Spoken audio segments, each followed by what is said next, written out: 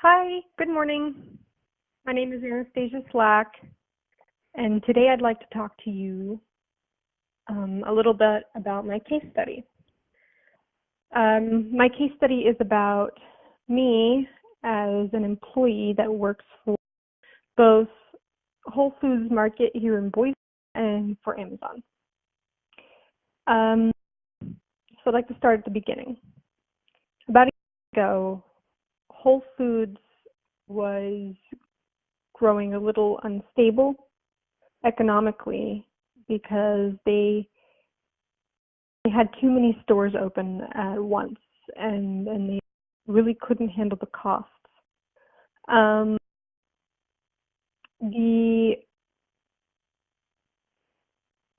I guess in a way Amazon saved Whole Foods.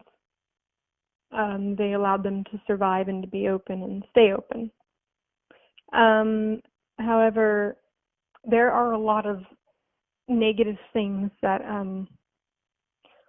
have happened with that. So today I really want to focus on two of the things that I've talked about in my case study and my written work. And I'd also like to talk about hypothetically what I recommend for Whole Foods to do now that Amazon is there, and kind of a hope that I have for them. So we know that alienation is what happens when a worker or really anyone is taken away from something that I think to me is intrinsic to life. So like eating, necessities like sleeping, caring for oneself. These kinds of things we kind of have to do to survive, and then there are also, human communication and being with people. But when we're at work, we tend to be alienated from the products, the production. We take ourselves away from everything in order to sell. Whole Foods used to be this culture-driven business. They really thrived on helping the community, on selling local products to help the community. They also gave back to the community, and they still have that. They still have these qualities. But now that Amazon has taken over, a lot of these things might not be there in the future. So we've talked about alienation as far as an employee is concerned, but I'd also like to talk about alienation as far as a consumer is concerned. When we go out, we go shopping, and we kind of have fun doing it, We get out of the house, we go do something that we need to do for ourselves, to eat and to sleep and just to be out and about. And for some, I guess that's an online thing. But honestly, I think that shopping online alienates us as a consumer. I think that it almost, in a way, becomes a chore. We don't really need something until we think about it, right? I think that there are two shopping experiences quickly. One where we go out and we have fun with friends and we kind of window shop and we buy something that we want for ourselves. And then there's the process of going to a store because we need something. And now we can do all of that online.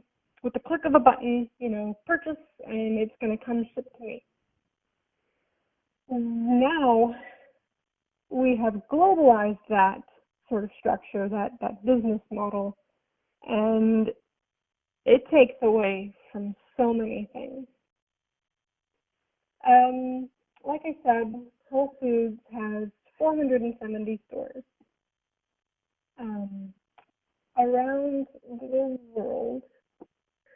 Actually, most of their stores are in the US and Canada, and there are a few locations in Europe, like the UK. I don't remember if there was one in France. Don't quote me on that.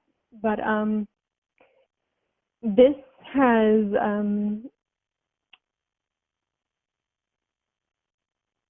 this they still attain or have their own economy in Canada and in France. Amazon has only bought up the US stores. So that said, though, now Amazon reserves the right to put like 365 Whole Foods items, kind of those items online, so that people around the world can potentially buy like shelved items if they wanted to. I'd like to really talk in my last few minutes about globalization and Amazon as a globalizing thing, because that's kind of their platform. Is to be able to purchase something online and have it be sent to your house. They now have the Amazon lockers, so that if you're in a country where it's not easily accessible to get something from your own country, or you forgot something, you can get it from this locker. And as nice as that sounds, it endangers culture. It endangers what it means to be a certain country. A country has culture, and part of that culture is tool making, if you will. It's specialized products. It's, wow, I'm going to go travel to this country and I'm going to bring back a souvenir that I can't find in my own home, my own home country. And now Amazon is taking that away. What they're doing is allowing you as a consumer to buy any product around the world and have it easily shipped to your house. So what is that going to look like in the future? Like, I know that there are a lot of things that make up culture, but as people, we are big on consuming. What is that going to do to travel? As an employee, I don't like Amazon. It has really changed the way that we run the store. It has really changed the way we practice things. Whole Foods used to be not as strict.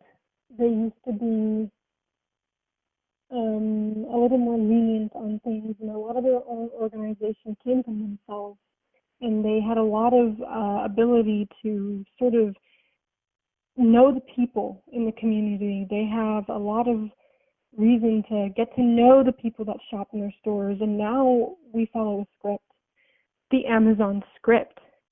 Are you an Amazon Prime member? Great. Shop in our stores, save money online so you can continue to buy on a global level. I am incredibly alienated from the product, and I don't like it. I don't really get the opportunity to talk about the products as much with the people that come in the store. I don't get to, because we're supposed to keep our conversations under like a minimum of a certain minutes, depending on how many like things they have on the belt or whatever. And honestly, people don't even come in to talk anymore. They just want to get out the store. So that said, I have definitely sensed a lot of changes. One of the bigger changes was the way we do organic. I don't work on the floor, but my boyfriend does, and he says that the stress level that's been created by Amazon is intense. It's way up there. They have a third party, this affiliate that comes in and does our OTS certification. I'm not sure exactly what that stands for, but it's like, it has to do with organic. They have to sign off on whether or not we are properly presenting what organic means in our store.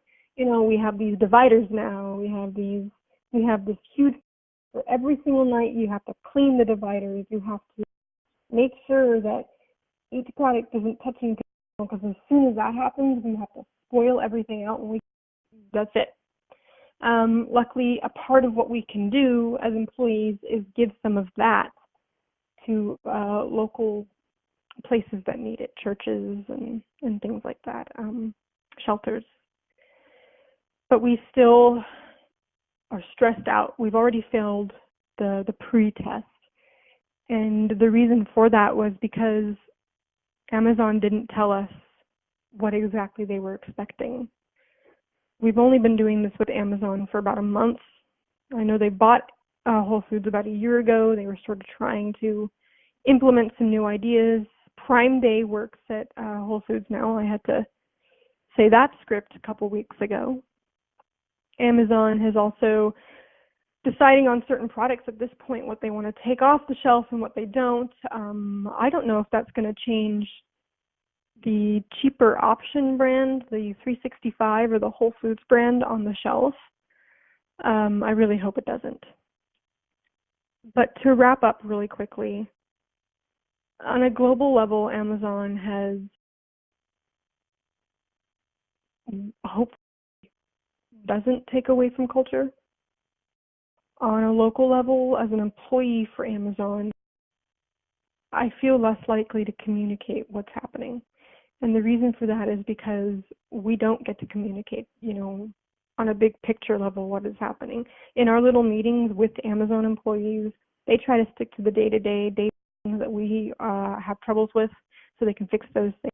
We aren't allowed to ask about big picture things, and when we do, they redirect. And that's scary. So I think open communication is going to be key between Amazon and Whole Foods. And I think that as a hope in the future that we don't lose what it means to have culture in different countries.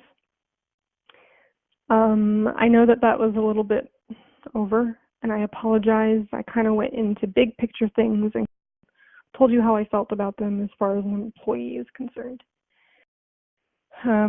Thank you very much for listening, and we did it. We're almost there. Thank you.